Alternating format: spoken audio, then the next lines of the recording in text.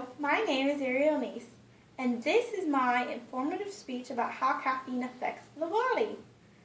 This is my audience of 3 people. Of coffee, to the wide array of soda options, to the energy drinks that are loaded packed with caffeine. 80% of Americans are consuming caffeine on a daily basis. The FDA, on their website, fda.gov, which stands for Federal Drug Administration, states that Americans consume 200 milligrams per day, which is the equivalent of 4 sodas or 2 5-ounce cups of coffee. If American adults are consuming that much caffeine, who know the consequences and negative effects of caffeine, imagine how much caffeine our children are consuming on a daily basis. WebMD states that Americans consuming caffeine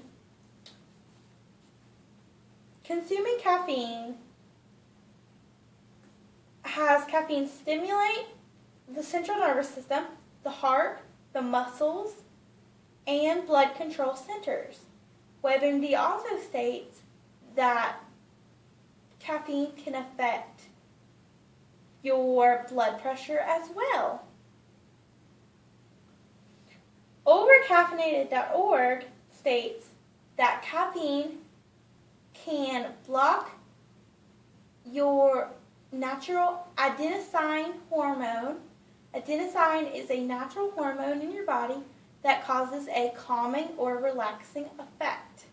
However, caffeine provides an adverse effect to adenosine and produces a hormone called adrenaline. Adrenaline is a fight-to-flight response. It is a response that causes nervousness, anxiety, high blood pressure, an overwhelming, just rush response.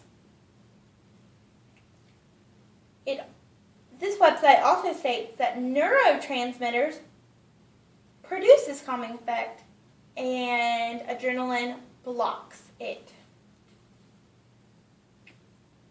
As a result of this, your muscles tighten, glucose is released into the body, into your bloodstream as well, and a false presence of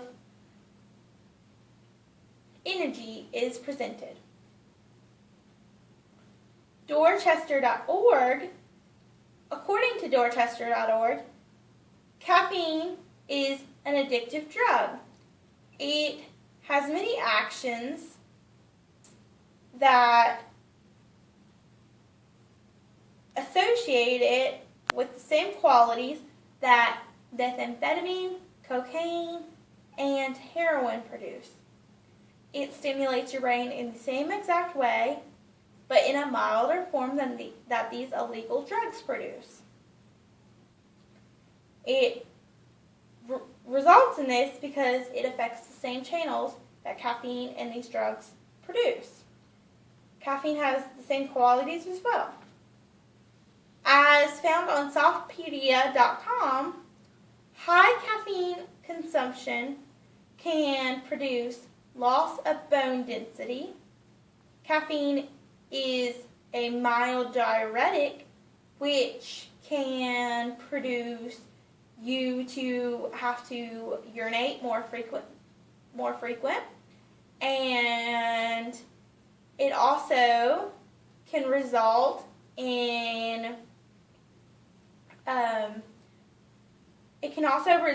osteoporosis because your bone density is being decreased by the overwhelming use of caffeine. Therefore, loss of bone density results in osteoporosis. According to the University of Medical Health Services,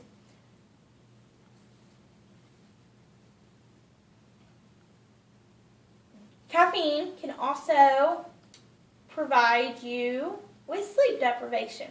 which is not a positive effect. When you are consuming too much caffeine, you are disregarding your natural warning signs. Your natural warning signs could be that your body's telling you that you're tired, that you need rest, and because of your overwhelming caffeine consumption, your body is ignoring these warning signs, and therefore you are not getting the rest you need. The only remedy to fix this is food and, well, rest. Caffeine cannot supply you with this. Caffeine cannot replenish energy, and it cannot cause you to have positive emotional feedback. However, it does provide the adverse effect with large consumptions and cause you to become emotionally negatively fatigued. It also states that with too much caffeine, mood, depression can occur, or anxiety, such as sweating, night tremors, etc. While searching this topic, I have only found the consequences of negative, large amounts of consumption, caffeine usage over amount of time.